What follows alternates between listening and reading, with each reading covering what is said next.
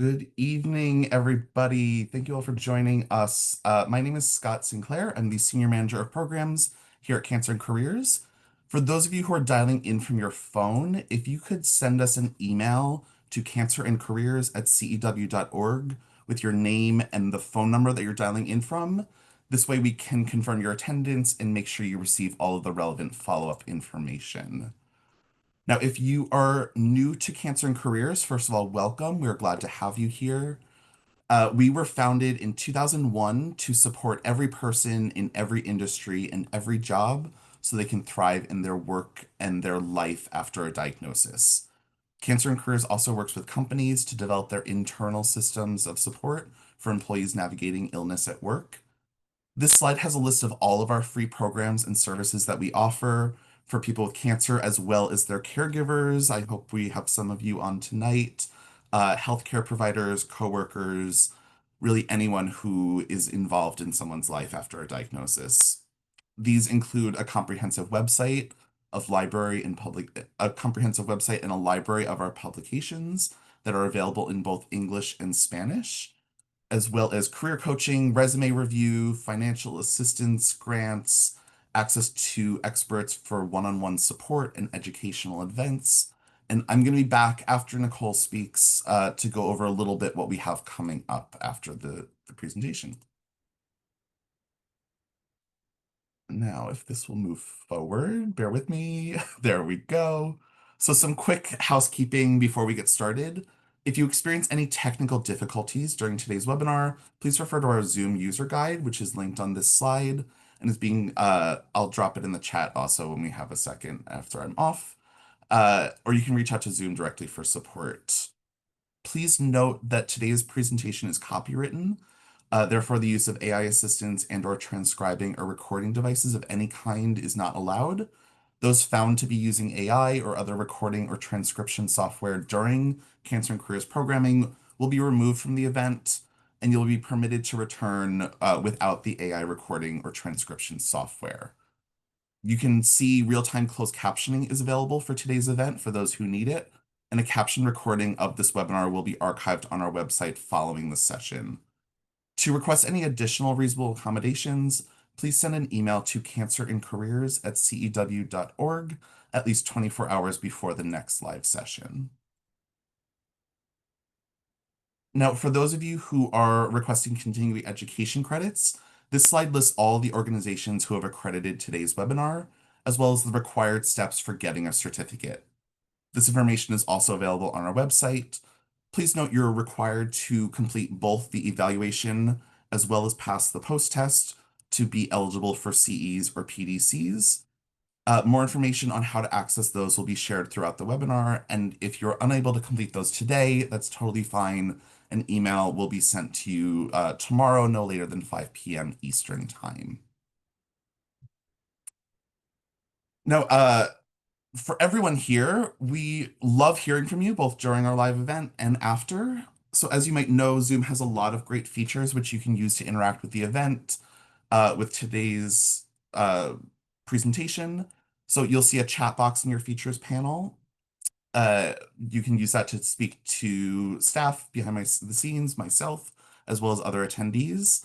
However, it's important to note that the chat box is not private and it will show your first and last name, so that's just something to be mindful of. Also, you'll see a Q&A box on your features panel. We will have some time at the end for questions. So if you have any questions while Nicole is speaking, please drop them in the Q&A box. Don't drop them in the chat box. We might miss them in there, but we'll try to get to everyone's questions afterwards. We also know the importance of privacy, so there is an option to submit your questions anonymously in the Q&A box. And if we don't have time for your question today, please shoot us an email, cancerandcareers@cew.org, and we'll get you a response as soon as we can. Now, additionally, we would love your feedback. It means the world to us. All of us at CAC are dedicated to creating the best possible programs, and it's from hearing from you, your insights, your observations, what worked, what didn't work, that we learn how to make these the best that we can. So not only do your voices matter to make a huge difference in helping others, It also is a great way to show our funders the true impact of their support and allows us to continue offering these webinars free of charge. So you can access the evaluation for today's webinar using this QR code. We'll also be sharing the link in the chat throughout the presentation, and you can also look forward to that email tomorrow, no later than 5 p.m. with links to everything as well. Now, thanks in part to Genentech and P&G Beauty, Cancer and Careers is proud to offer our 11th year of the Balancing Work and Cancer webinar series, which was created to provide anyone whose life has been touched by cancer with concise, targeted information about work-related issues as they arise after a diagnosis. Additionally, we'd like to recognize Cancer and Careers as year-round sponsors who support all of our core programs and allow us to continue providing all of our resources and services free of charge. Now, as you may know, cancer often impacts more than just the person with the diagnosis. For those in a caregiving role, you are often you have emotional and practical responsibilities to take on, and can often feel like those who are caregiving are also working two full-time jobs, which can lead to feeling overwhelmed. This challenge is to meet these responsibilities while they are preserving energy for yourself, your family, your job. To help walk you through all of this, we're joined by Nicole Jarvis. Nicole is the Assistant Director of Programs here at Cancer and Careers, as well as one of our in-house social workers. And again, I'll be back at the end of the presentation to go through some Q&A with Nicole, so drop any questions you have in the Q&A box as she goes along. But without further ado, I will hand things off to Nicole. Thank you, Scott, and thank you all for being here today or tonight, depending on where you're coming from. I'm in Denver, Colorado, so it's just starting to have the sunset at 4 p.m., which is extremely depressing. I will be talking to you all about balancing work and caregiving, and I just wanted to make a little note that some of you who signed up may have seen that this was supposed to be a co-presented session. Unfortunately, our co-presenter had other commitments, not ironically, to caregiving. So he was unable to join us. So hopefully I will do him justice tonight. So I want to start out by talking about something that many caregivers may relate to. We know that caregivers of people diagnosed with a serious or chronic medical condition often find themselves confronting some common misconceptions related to work. Things like they don't want to work or won't be as productive because of their other responsibilities regarding caregiving, or because they themselves are fine, they don't need any special consideration on the job. And because these are largely faulty assumptions, they also serve as barriers to other people trying to understand the full picture of an individual's experience. So one of our goals for today is to really illustrate that there's so much more nuance involved with caregiving in the workplace than most and probably all of these misconceptions will allow for. So there have been numerous studies conducted over the past years as the circumstances surrounding balancing work and caregiving have come to light.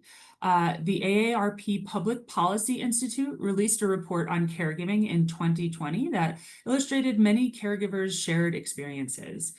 Now, the majority of caregivers were managing work either part-time or full-time while they were caregiving. As you can see, 48 million are caregivers. And here we see another study by S&P Global and AARP on caregiving in 2023. And this study included about 1,200 employees. And this survey was made to accurately represent the caregiving among the US working population. Now, as is evident, challenges existed in the balancing of responsibilities, as well as some of the approaches and strategies that caregivers had to take to manage work and caregiving. Now, this is, of course, not everyone, but it can be really validating to recognize that these are some of the ways caregivers were able to balance their work and caregiving responsibilities.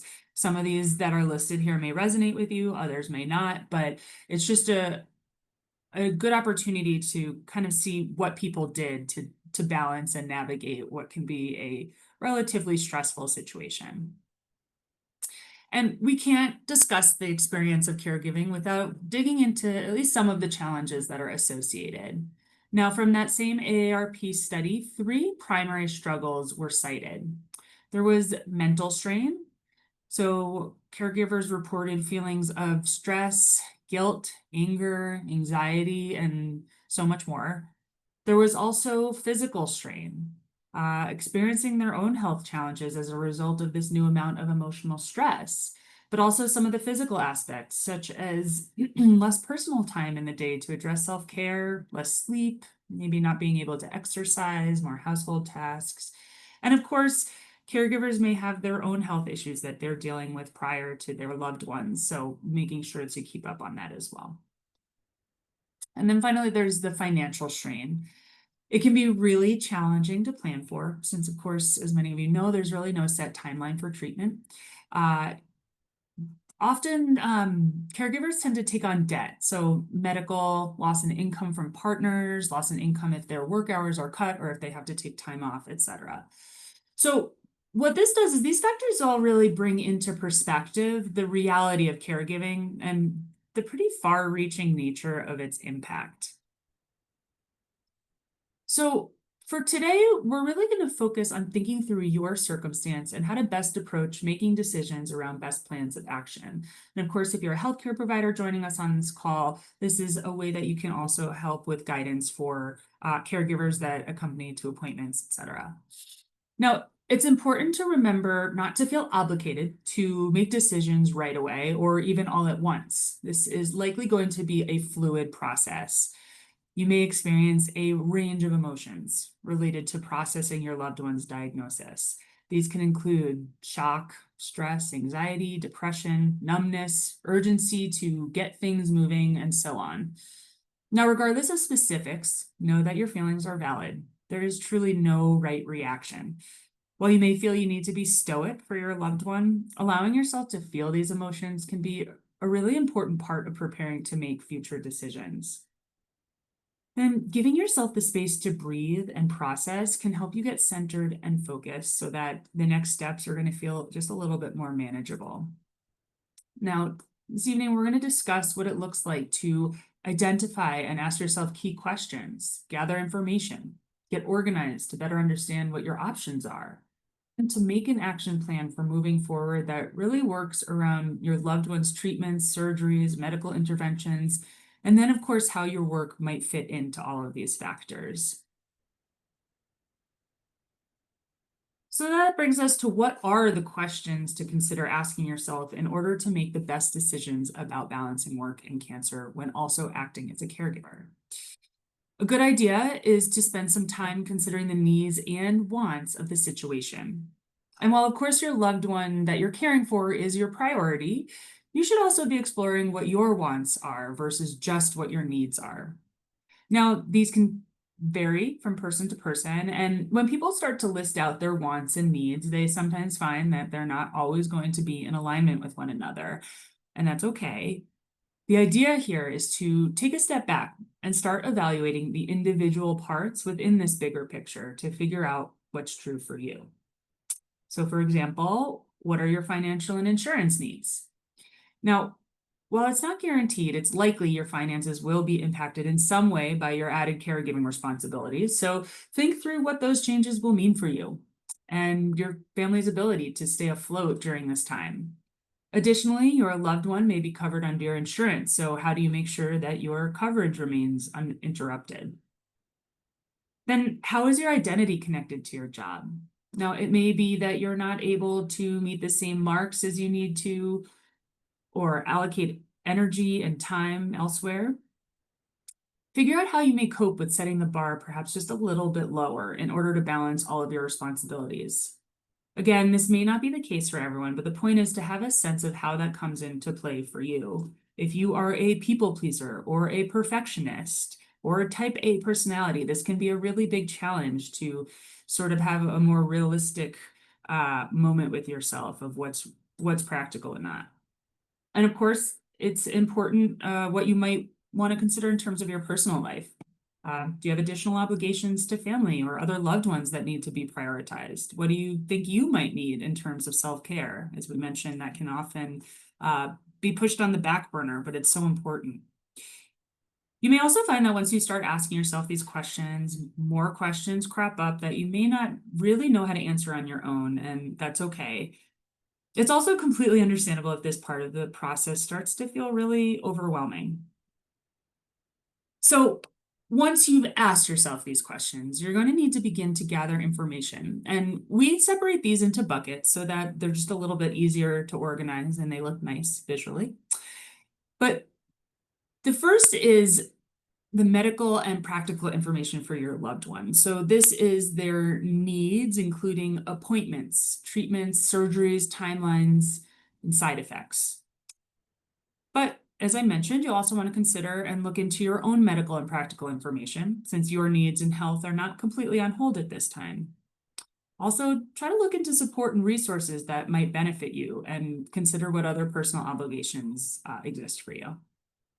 Looking into your work information like policies, PTO, and leave banks, and really thinking about the culture and job demands can help to inform decisions as well. And finally, it's worth gathering legal information about federal, state, and local laws that may be applicable to working caregivers. They might be a little bit harder to find, but it's worth doing some of that digging. So starting with medical information. Now, this should be gathered from your loved one's healthcare team. So again, as I mentioned, timelines for surgery and chemo or radiation, as well as potential side effects. This information can really help you to figure out whether it will be possible for you to work during all of your loved one's treatment or if you may need to take time off. And it'll also help you to understand the extent to which you'll be physically needed as a caregiver. For example, if it's likely that side effects will hit them hard, factor that in as you figure out what a realistic plan will really look like for you. It's a good idea to become aware of supportive services available, such as transportation, financial assistance opportunities, as well as specific guidance on how to best play the caregiver role. Hospital social workers can help identify a lot of these, and it might be worth, if you have the time, joining a support group, either in person or virtual. They can be a great opportunity to find out tips and tricks from other people who have been through it, and really just to feel validated in your own experience. And moving into the conversation about gathering information regarding work itself, this part of the process can really help you start to think about how you can manage your caregiving responsibilities with the way that your company works and the duties of your job. So for instance, researching your workplace's existing policies and flexibilities can lend insight into how to devise a plan for working full-time and taking care of your loved one. Also, learning about your company's leave policies can help determine your ability to take time off, either in larger or smaller chunks of time, should those needs change with treatment protocols and responses to treatment. Now, much of the information that you're going to be looking for may be accessible through an online portal or in a handbook that you can locate and leaf through on your own without having to speak to any single person. That said, you may prefer to have a conversation with someone, or you might find that you need to get your hands on a copy of the employee handbook to have your questions answered. It's also a good idea if you've been at the company for a while and have seen coworkers taking on the caregiving role, try and think back to how they were handled, both good and bad aspects, and consider how that might color your situation and experience. And perhaps if you have a close enough relationship to them, consider talking to them about how the company responded to them so that you can use that information to help you strategize your approach as well. And then we recommend gathering legal information, not because we think a situation is likely to become litigious. Rather, for many people, the law becomes a key tool for helping them pull together a plan for working while balancing additional responsibilities like caregiving. Now, since I'm not an attorney, if you are interested in learning more about which federal or state workplace laws and protections may or may not be available to you, I encourage you to reach out to a legal expert to confirm. And you can find more broad, reliable information about laws on various government websites and educational blogs and resources. And we'll be sharing some of those at the end of the presentation as well, so you can take those with you. Now, eligible caregivers may be able to access job-protected and health insurance-protected leave under the Family and Medical Leave Act. And this also may allow qualified individuals to take time off to care for a spouse, parent, or child with a serious medical condition. And again, not going to spend a ton of time on this today. So for more information, you can check out our website, as well as the resources that I mentioned will be listed at the end. But it is worth noting that some states also have laws that offer protections for working caregivers. So we do recommend looking into those as well. Very often, state or local laws tend to provide a little bit more protection than federal ones. So it's always a good idea just to be fully aware of what your options are. Another relevant federal law is the Americans with Disabilities Act, also known as the ADA. Now, since it's a federal law, it applies in all 50 states, and like all laws, it does have certain requirements that must be met in order to use it. Now, what's important for you to know is that eligible caregivers may be protected from discrimination under the ADA, but they are not entitled to reasonable accommodations, which is an additional benefit that may be available to the person that you're caring for. However, many employers are willing to make accommodations that allow caregivers to stay on the job simply because they want to support a valued employee. Now, these might include working a full-time but flexible schedule, working the same number of hours but distributing them differently. So perhaps a 9 to 5 day might become a 7 a.m. to 3 p.m. day. So you're able to take your loved one to afternoon appointments. Working remotely, part-time or full-time might be another solution. And these days that might even already be how you're working. This can eliminate a commute that takes up a ton of time and also reserve energy to work. But most importantly, it could allow you to stay physically close to your loved one. It's also important to remember that replacing a valued employee is time-consuming and costly. So many employers want to do everything possible to make sure that you can keep your job. And ultimately, it's so important to remember that the only definite no is the question not asked. So it is worth sometimes just taking a leap of faith and giving it a shot and asking for what you think you need. Now, of course, having all of this information can feel extremely overwhelming, since you're both participating in the coordination of care for your loved ones and addressing your own needs. Getting organized can be very helpful. With the necessary information in hand, you can sit down and assess options for what your work and schedule will look like.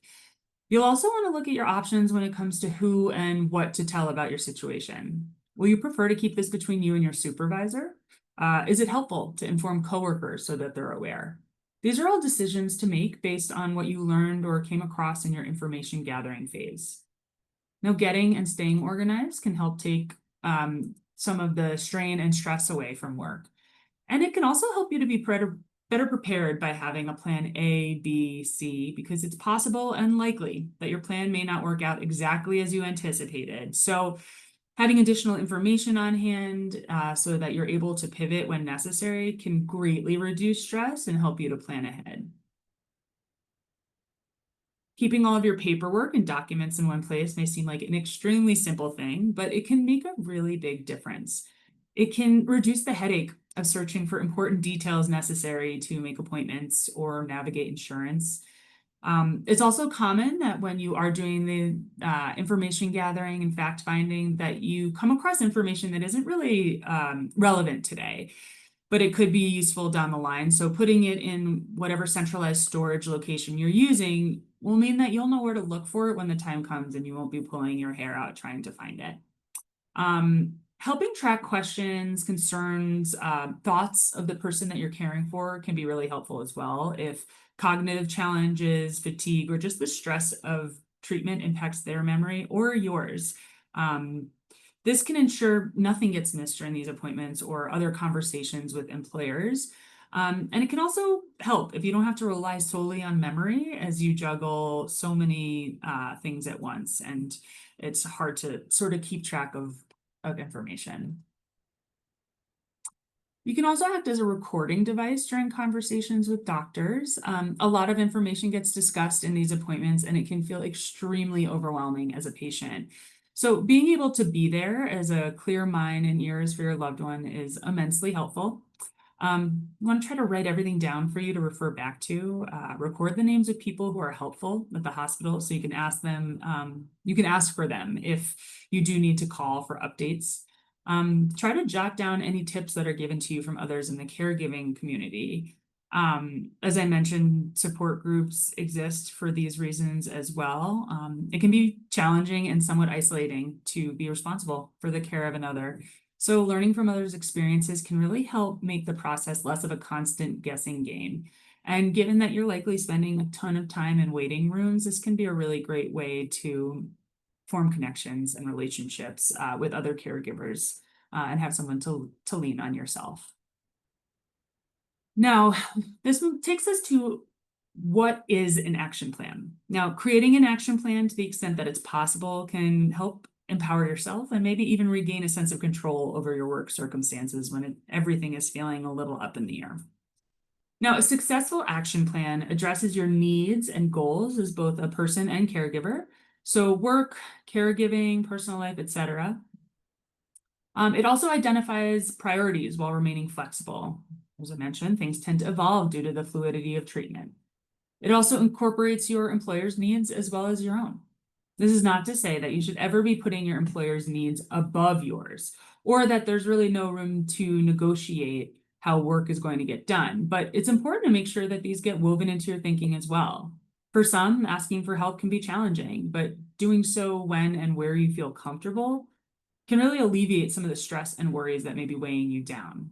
Now, at work, this can mean creating a plan that with your supervisor that both you and they feel comfortable with. Also planning for regular check-ins. And of course, as we've already discussed, there's a benefit to having things written down. A practice we often encourage is keeping a work diary.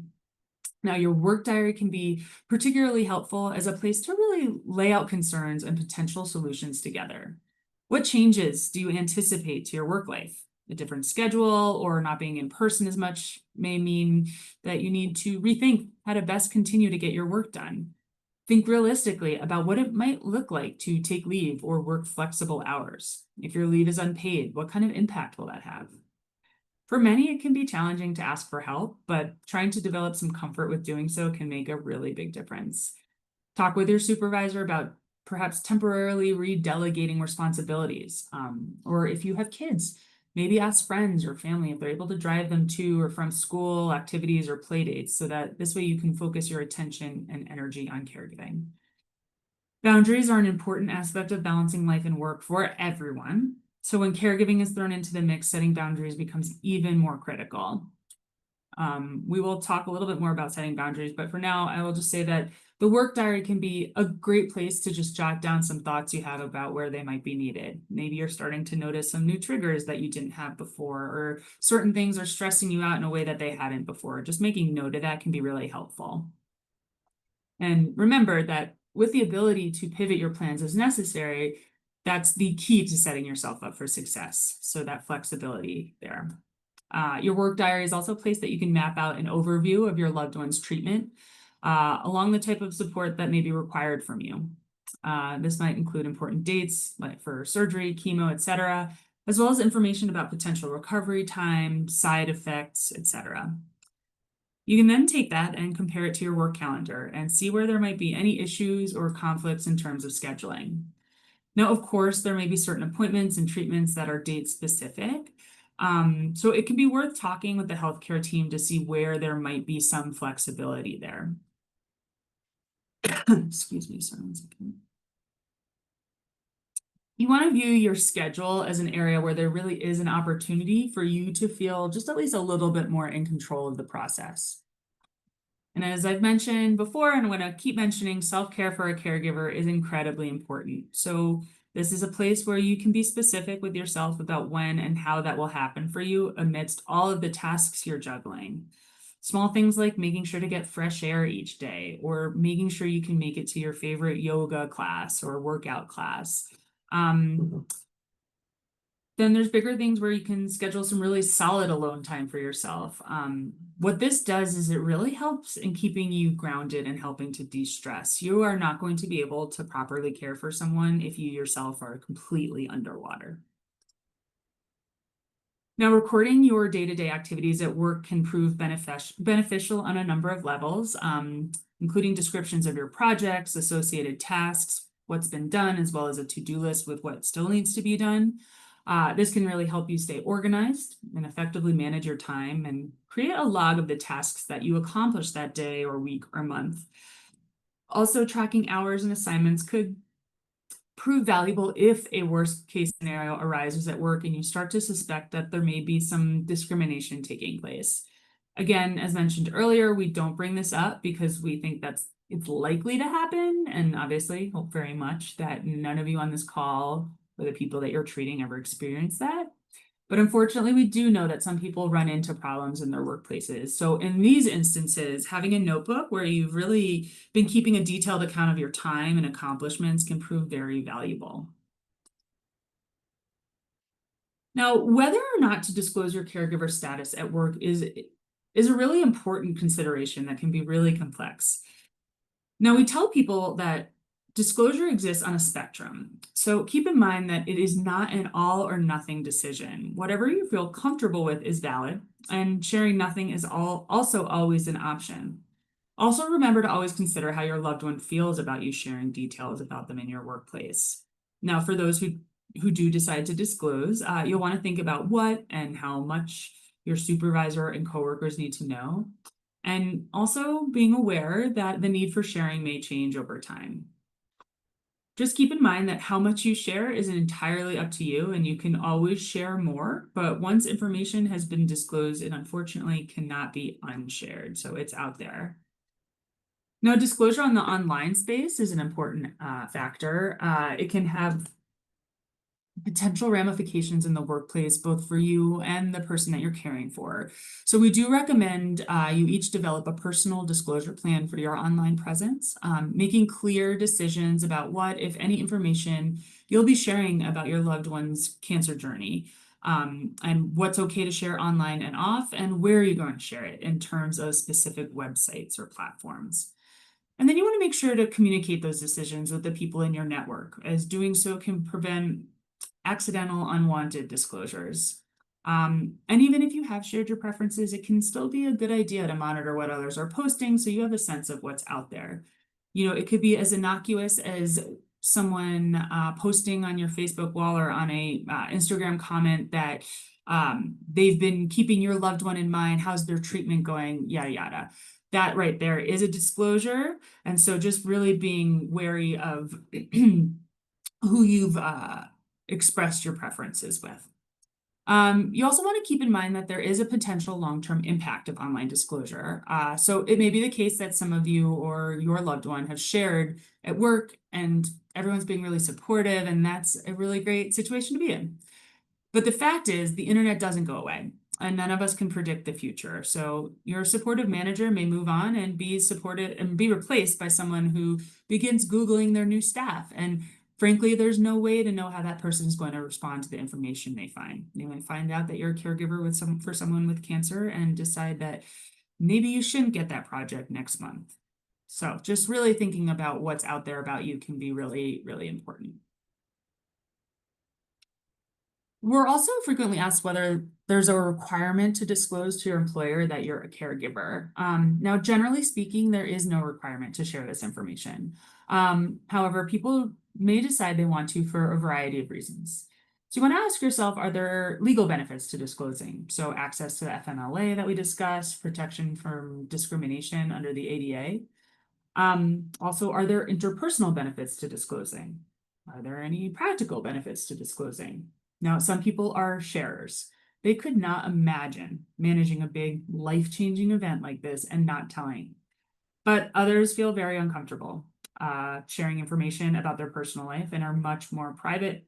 So however you feel about sharing is valid and should be taken into account as you're making these decisions. Workplace culture can also play a role. Perhaps you work at a small company where your colleagues feel like a second family. Or perhaps you're at a big corporation where the environment is more competitive and heads down. It can be really valuable to consider this as you begin to think if and or how you share information. Now, when contemplating who to tell, that's going to vary depending on your specific circumstances, and you may find yourself having to have more than one disclosure conversation. So if that's the case, we recommend starting with the person it's going to be easiest to talk to. Now, for many people, that's a direct supervisor because it's someone with whom they have an ongoing conversation and who can be an advocate for them with the higher ups. But you want to bear in mind that most managers are not trained to be managers. So this could be the first time that they're having this type of conversation, and they themselves could feel in uncharted territory. So unfortunately, it often puts the burden on the employee to help teach that manager what to do next. Cancer and Careers is a manager's toolkit we created, really as something concrete to take into these conversations with their supervisor, to allow them to outline what would be helpful and make them feel supported. It can be a really useful tool as well for the manager to get a better understanding of what the cancer experience is like as well. Now, for others, a supervisor is out of the question, so they may want to go to HR instead. Now, the HR department can be a font of information since they're the ones who understand the employer policies and they perhaps have had experience with others who have been in similar circumstances. But perhaps the most important thing to disclose in any of these conversations is the idea that your plan needs to be fluid, helping them understand the things you're sharing are what you know to be true today. And this is likely going to be an ongoing conversation. What this does is it helps your employer understand that you intend to communicate with them with the most updated information you can, so everyone's always on the same page. Now, while you may identify modifications that could work within the framing of your job and responsibilities, this doesn't mean that there won't be some concerns on the part of your employer. Now, part of the process when coming up with modifications should be walking your employer through how they'll work, how any challenges can be addressed, and ensuring an open dialogue to make sure that everyone is feeling good about the plan that's in place. Now, at this point, we discussed the many considerations involved with disclosure. So once you've decided whether or not to share some or all information, think through the ways in which you'll be expressing your circumstances and needs. Providing some context can be helpful, but again, this is a personal decision based on your own preferences. Finally, it's important to create a clear plan for balancing the act of caregiving and working. This way, there's no confusion around expectations. So for instance, if you're going to be away from the office on Tuesdays to accompany your loved one to chemo, and you know that you won't be able to take or make any phone calls, make sure that that's communicated to your team. And then on Wednesdays, when you'll be working from home to be with your loved one recovering from their treatment, you can let them know that you'll be able to take those calls then. This way, there is no confusion of when calls should and should not be scheduled. Also, if you have a good relationship with your manager or supervisor, you can be candid with them as well about your personal needs. Now, of course, there are always some challenges to consider and prepare for. Despite specific modifications working in theory, your employer may still have some concerns about how things may get done or if they will realistically work. When you're brainstorming some practical modifications, try to anticipate what your employer may worry about based on what you know about them and working with them, and try to then come up with some proactive solutions.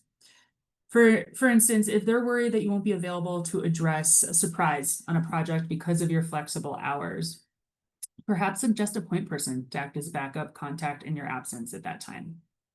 Now, resentment among coworkers is another challenge that no one wants, but is certainly a possibility. This is somewhere you can work with your supervisor to ensure that the plan is fair.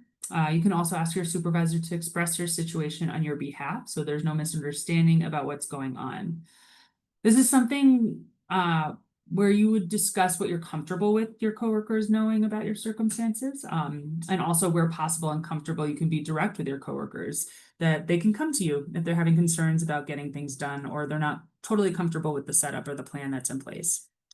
And finally, a clear plan is important for a number of reasons, but certainly to ensure that there are no misconceptions around what the expectations are of you. Being specific about your availability, backup plans, and coverage is important for everyone to feel comfortable and that they won't be left in a lurch due to you not being available at your normal times and hours.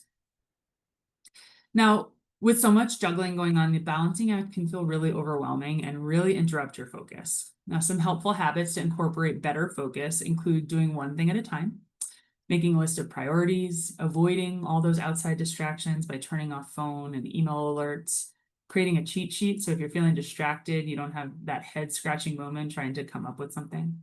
staying organized and clearing away clutter, and always trying to build breaks into your day. There is a great benefit to productivity and taking short breaks that allow for a reset. So as I mentioned, it can be helpful to identify a point person who can be your go-to to find out what's happening at work if you need to be away to take your loved one to treatment or any other reason. It's also important to clarify that your work priorities are aligned with what your supervisor and team are expecting from you and how you'll deliver it. So this is a time when it's critical that you're honest with yourself about what you can and can't do at work, and that you set fair boundaries and stick to them. It's also important to recognize triggers and personal limits before you hit the wall and find yourself overstressed. Now, what often helps with these is to rehearse what we call professional no's, and here are some examples. The first one: I appreciate that you thought of me for this project, but I'm a bit swamped this week and I'm concerned about my ability to get this back to you in a timely manner. So what they're doing really is showing appreciation and gratitude, but also letting them know that you have a hard line in terms of what you can and can't do right now, and you will revisit it when you're ready. It can be really nerve-wracking to set boundaries with your boss, but I assure you it makes everything better. Now, we've discussed the importance of anticipating some concerns of your employer when making a plan of action for balancing work and caregiving. So when you plan for the conversation with your employer, you're going to want to implement that same thinking.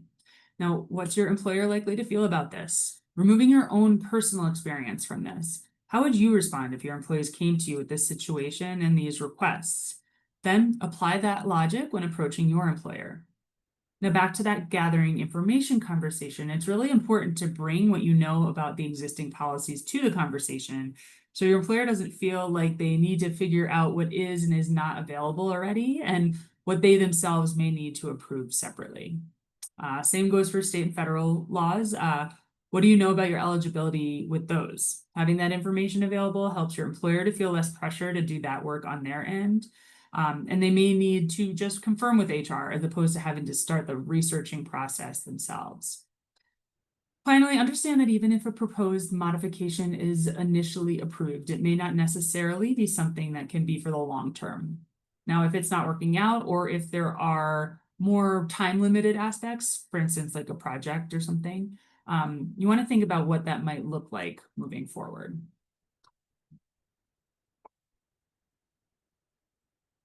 Now, understandably, many people are unsure about how to start such conversations with a manager or supervisor.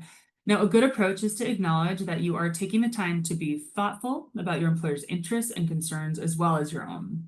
So here are a couple of examples of how you might start that conversation. Now, again, if this exact language works for you, you are absolutely welcome to use it. You have a copy of these slides, but you can always revise it to make it your own and to sound more like you. But overall, when you're preparing to begin these conversations, you want to weave in the idea that you want this to be a collaborative process of creating a plan that's going to ensure that both your needs and their needs are being met in the process. Now, there's always the chance that your situation is brought up by someone in the office in a way that's unwanted by you. Another instance where it really pays to be prepared for facing these situations head on.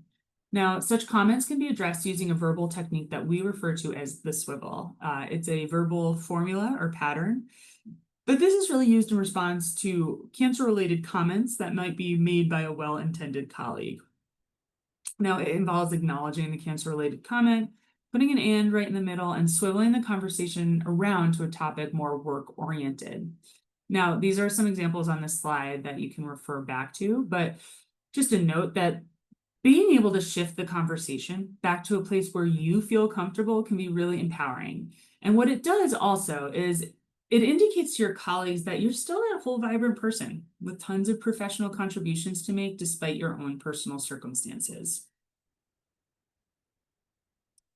And while the challenges of caregiving can feel great, this is a selection from a caregiver's Bill of Rights that really provides some valuable reminders and affirmations. Feel free to use the link at the bottom of the slide to view the full copy, print it out, keep a copy of it with you when you start to feel overwhelmed, guilty, stressed, because it's really important to keep in mind that what you're doing is really, really difficult. And those feelings of overwhelm and guilt and stress are totally normal. But it's also important to remind yourself that you are strong and caring and loving, and you're doing something that a lot of people couldn't do. So, with that, I like to end on that note. I will now put up these additional resources as well. Some of the legal resources that I mentioned providing are on here as well. Also, I always do a big shout out to Job Accommodation Network because I love them and they are a great place for caregivers to look for some ideas of some modifications that might apply to them. And I will hand it back to Scott now. Thank you so much, Nicole. So if anybody has questions after today, Nicole's email is here. You can reach out to her. We hope that you'll also follow us on social media and stay up to date on all the things that we have going on here at CAC. And then some upcoming events. We have one more session remaining for this year, which is going to be self-care.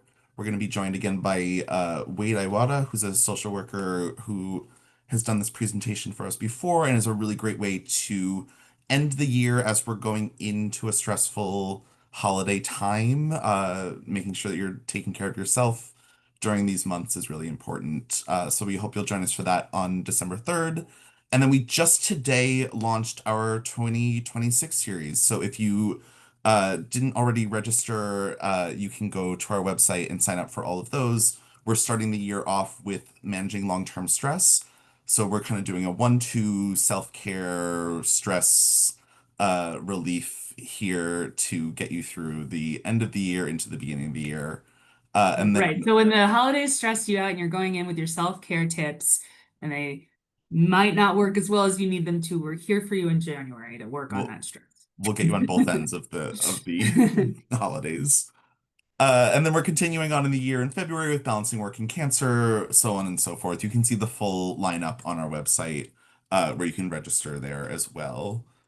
And then we also have one more session in our Spanish language program coming up next week.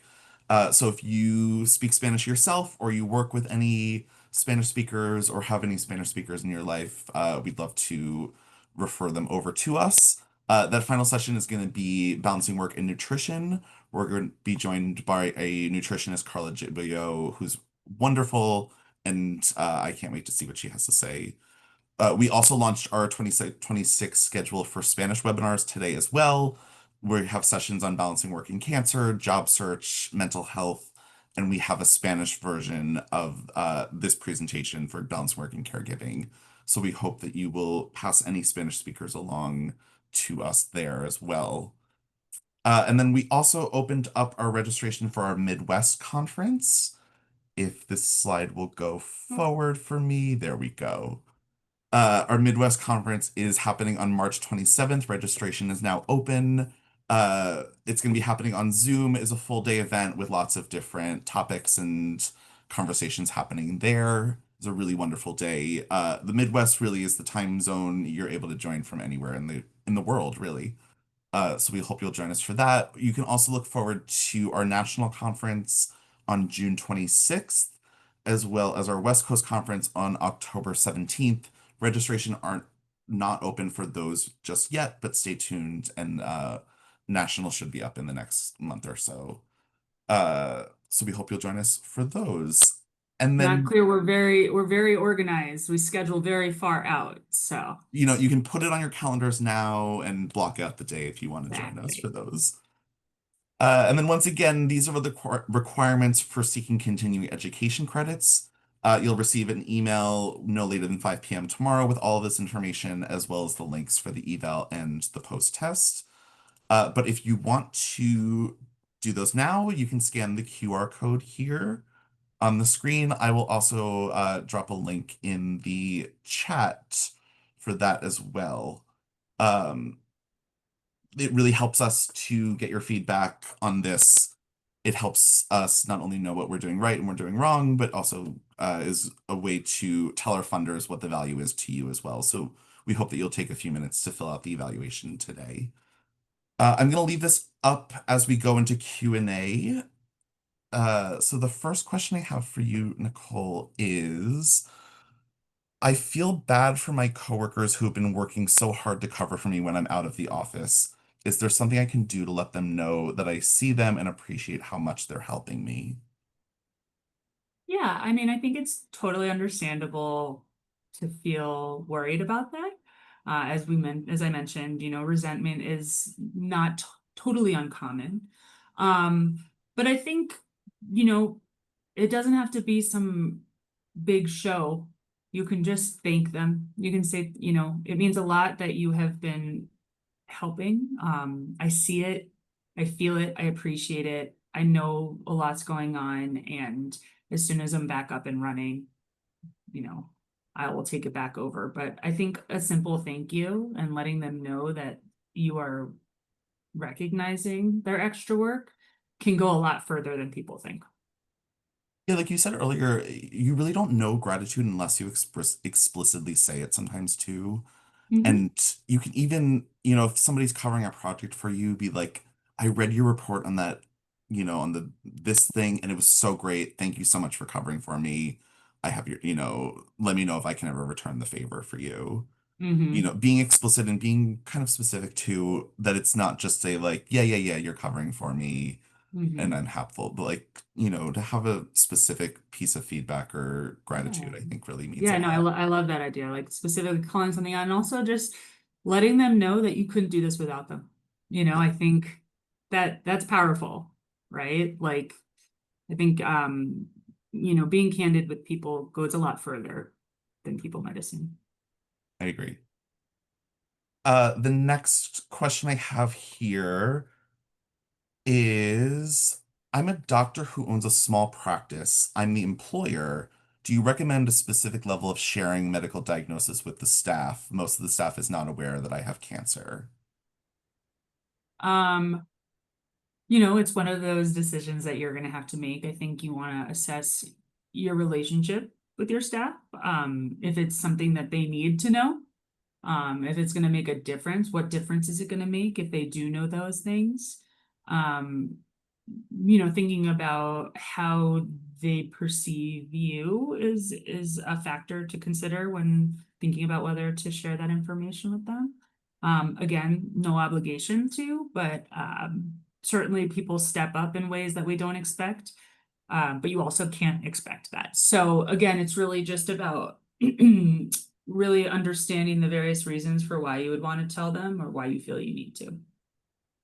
Yeah, I think it's a specific case by case basis too of what specifically you might need out of them, and if there's, if you're going to be leaving for a week to recover from a surgery or something like that, they might, they don't need to know specifically why. You could say you're going on vacation for all they care Mhm. about, but it might be more relevant to share information in that scenario than if you're just, going to a chemo treatment in the morning and feeling fine afterwards and coming back in. Um, Right. And you can also be vague. You could say, I'm dealing with a little bit of a personal health issue, nothing for anybody to worry about, but I just wanted everybody to be aware if I'm, not myself today or something along those lines. yeah, absolutely. Again, it's all down to personal preference and your situation, like Nicole said, what your relationship is with the staff. If it's a real kind of familial environment and you're sharing pictures of your kids and grandkids and all that kind of stuff, might inform your decisions more than if like you're coming in and doing your work and they're answering the phones for you and Yeah. it's a more buttoned up feeling there. Mhm. So the next question I have is my boss has been really supportive so far, but I can feel some resentment growing. Is there a way to prove that I'm still committed to my job while also making sure that my loved one is taken care of? Yeah, I mean, I think as we discussed, having regular check-ins with a supervisor is a really good idea throughout this process so that you don't wake up one day and find that they're really upset with your work and they're really disappointed in the situation. I think, setting regular check-ins just gives you the opportunity of being like, hey, is this still working? Do you have any concerns? Is there anything that's been bothering you? It sort of sets the stage for a more honest conversation. Um, so that that resentment doesn't grow, right? And so you can kind of nip it in the bud before it becomes a real issue. And then I think, you can be candid. Again, this is an opportunity. where you can say, I just want you to know that I appreciate your support throughout this, balancing, caring for my loved one and working is certainly a challenge, but the way that you have shown up for me or whatever, inflate the ego and make them feel good and let them know that, when this is over, if it's over, that you will, be back in the saddle and ready to go. I think, it might be hard for you yourself to not feel resentment that someone else is feeling resentment about this too. And I think it's important to explore some of that as well. I think communication also goes a really long way, like making sure they know where you are on projects if you have to leave early and you haven't been able to finish something, either handing off to somebody and saying, like, I got up to page 12 here. I still need to look through 13 to 15, but Nicole's going to help me out there. And Mhm. knowing that, like, something has been handed off and it wasn't just you leaving without work being done. Totally. Having a Or, plan in place, right? I had an experience yesterday where I had to leave like right at 5 o'clock. I wasn't done with something, and I made it clear that I'm going to be back on when I'm home again. So I went out, I had the dinner that I had planned, and then I came back and I finished what I needed to finish today. But making that very clear so no one thinks that you're letting things slip, or if you do let things slip, because that's natural and we're all human and we're all going to make mistakes, making sure Um, that they know that it was a one-time thing, or yeah. that you're still on top of things too, I think will put them at ease. And if you can't complete something, having that conversation of, again, I need to leave by this time, I haven't finished this. Do you have any ideas on what I can do? And making it an explicit conversation rather than having things fall to the wayside, or mistakes being made, or things not being done as they're supposed to get done. And that those are the kinds of things that I think resentment can grow in, even if someone's Mhm. being supportive, and the first couple times can be forgiven, and then if it keeps happening, so even if it's not intentional, like having those conversations and making it clear what's on your plate, where you are in everything, and how things are going to get done. We also talk a lot about taking an employer's needs in as well as yours. So the more that you can communicate that you are thinking about their needs as well, which can be really hard when you're, juggling caregiving in your plate and all that kind of stuff as well. But just letting them know that you are aware of what needs to happen and what needs to keep things running, I think that can really build trust and confidence as well. Yeah, absolutely. And I just wanted to add something just about caregiving in general. I think, we give a presentation on balancing work and cancer for people who have cancer themselves. And, we often talk about setting boundaries and things like that. And, I think if you're the one who is sick, you might push yourself harder in some ways. Um, whereas being a caregiver, you're sort of stuck in this complicated spot of multiple directions, right? You can't push yourself to work harder because you have this other responsibility, right? And so it can be a little bit harder when you're not only managing your own, productivity and emotional needs while also balancing the very real emotional and physical needs of your loved one. And so you might want to push yourself in different directions, and it's just like simply just might not be possible. And I think, it's just all about being realistic and honest with yourself as well. Agree. Well, we are out of time. Thank you so much, everybody, for being here. If you have questions later on, if we weren't able to get your question today, shoot us an email at cancerandcareers@cew.org, and we'll make sure we get you a response as soon as we can. And we hope that we'll see you at a webinar coming up soon. Have a great night. Thank you.